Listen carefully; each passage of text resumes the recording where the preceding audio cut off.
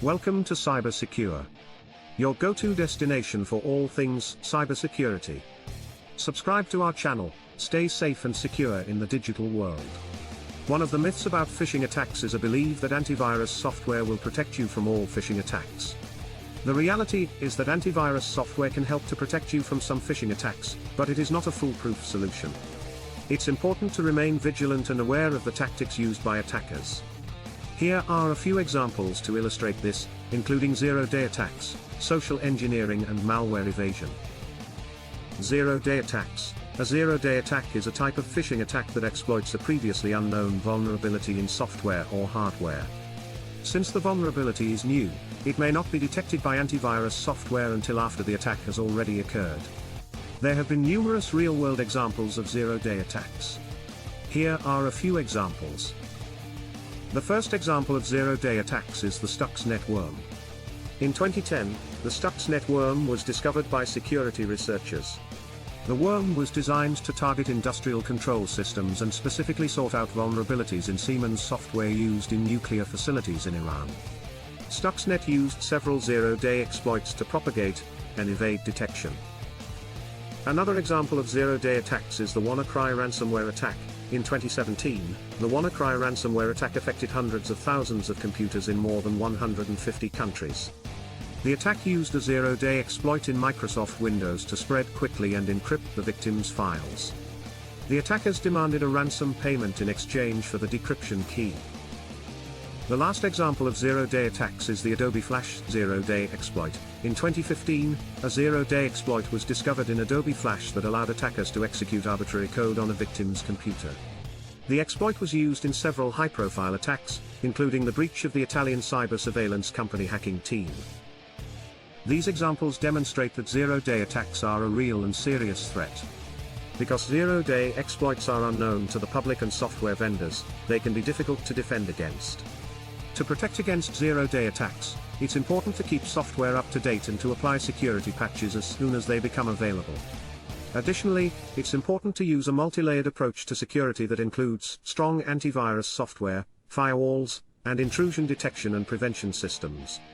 Finally, it's important to educate employees about the risks of zero-day attacks and to provide regular training and awareness programs to help them identify and respond to potential threats.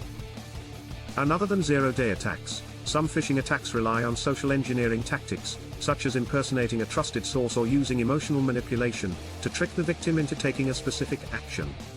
These attacks may not involve any malware or other detectable malicious code, and may not be stopped by antivirus software. There have been numerous real-world examples of social engineering attacks. Here are a few examples. The first example of social engineering tactics is the Target data breach. In 2013, Target suffered a massive data breach that resulted in the theft of 40 million credit and debit card numbers. The attackers gained access to Target's point-of-sale systems by using a phishing attack to steal the login credentials of a third-party vendor. Another example of social engineering tactics is the Twitter Bitcoin scam. In 2020, several high-profile Twitter accounts, including those of Barack Obama, Elon Musk, and Bill Gates, were compromised in a Bitcoin scam. The attackers used social engineering tactics to trick employees of a Twitter contractor into giving them access to the company's internal tools. The last example of social engineering tactics is the Bangladesh bank heist. In 2016, attackers stole $81 million from the Bangladesh bank by using social engineering tactics to gain access to the bank's SWIFT system. The attackers sent phishing emails to bank employees, then used the stolen credentials to transfer funds to accounts in the Philippines and Sri Lanka. These examples demonstrate that social engineering attacks are a common tactic used by attackers to gain access to sensitive information or systems. To protect against social engineering attacks, it's important to be cautious and skeptical of any unexpected or suspicious messages you receive, especially those that request sensitive information or immediate action. It's also important to use strong passwords and two-factor authentication, and to limit the amount of information that is publicly available about yourself or your organization. Finally, it's important to provide regular training and education for employees to help them recognize and respond to potential social engineering attacks. Other than that, some phishing attacks use malware evasion techniques to evade detection by antivirus software.